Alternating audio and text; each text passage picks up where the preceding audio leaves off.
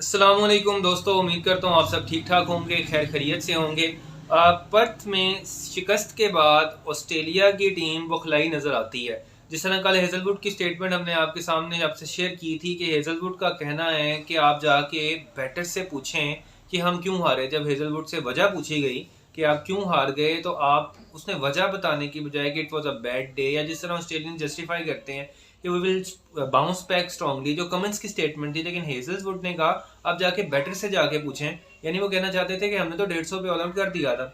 अच्छा, इसके बाद जो स्टेटमेंट आज मिचेल स्टार्क की, जो उन्होंने अपने निजी टीवी चैनल को जो स्टेटमेंट दी है, वो बड़ी हैरानकुन है। उन्होंने कहा कि seems like we are unable to play Bumrah, यानी कि ऑस्ट्रेलवी बैटिंग और ऑस्ट्रेलवी बड़े बड़े नामवर बल्लेबाज जो हैं वो बुमराह को खेलने के काबिल नहीं है।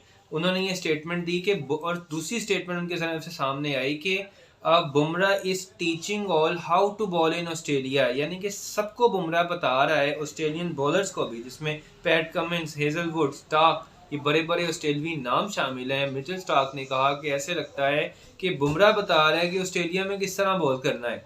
तो दो बातें उन्होंने कही, एक तो उन्होंने अनप्लेबिलिटी और बुमराह की बात की, दूसरा उन्होंने कहा कि बुमराह से सीखना चाहिए, या बुमराह सिखा रहे अपने एग्जीबिशन से कि जिस हार्ड और कंसिस्टेंट लेंथ को वो फॉलो करता है, और जिस तरह वो सिराज को भी गाइड कर रहा था कि भाई विकेट्स को टारगेट करो, वो सिखा रहा है कि हमें किस तरह बॉल करना है।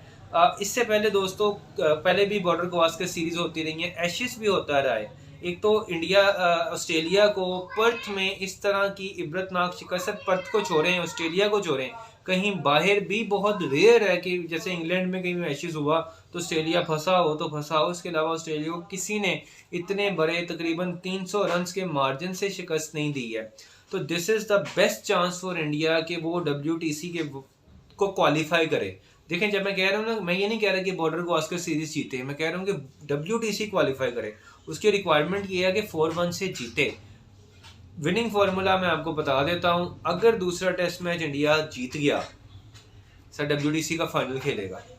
अगर दूसरे में ऑस्ट्रेलिया ने कमबैक किया, फिर ये 3-2 के ऊपर ख़त्म होनी है सीरीज़, 3-2 के ऊपर, 3 ऑस्ट्रेलिया 2 इंडिया, 3 इंडिया 2 ऑस्ट्रेलिया, जो भी कॉज होता है इंडिया का WTC का फाइनल रह जाएगा। तो इंडिया को WTC का फाइनल जीतने के लिए ज़रूरी है कि अगला टेस्ट मैच भी इस कंसिस्टेंसी में जीते और ऑस्ट्रेलिया का मज़ीद मोराल डिप डाउन करे, क्योंकि इस दफ़ा ऑस्ट्रेलवी क्रिकेटर्स, क्योंकि ये वो ऑस्ट्रेलिया है दोस्तों जो कि इंडिया में जाके इंडिया को माराता था, एशेज़ और आता था।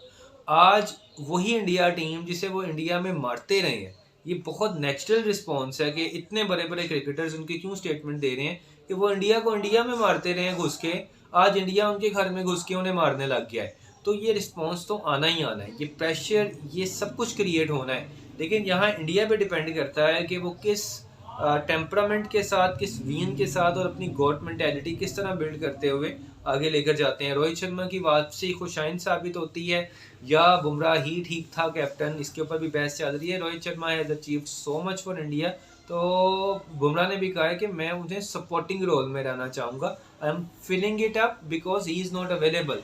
तो रोहित शर्मा का आना उम्मीद है अच्छा रहेगा, लेकिन रोहित शर्मा की ओपनिंग स्लॉट बहुत इंपॉर्टेंट है कि वो किस तरह परफॉर्म करते हैं ऑस्ट्रेलिया के अगेंस्ट। सारा कुछ आपके साथ अपडेट लेके हाजिर होते रहेंगे। अगली वीडियो तक के लिए इजाज़त दें जी, अल्लाह ने के बाद।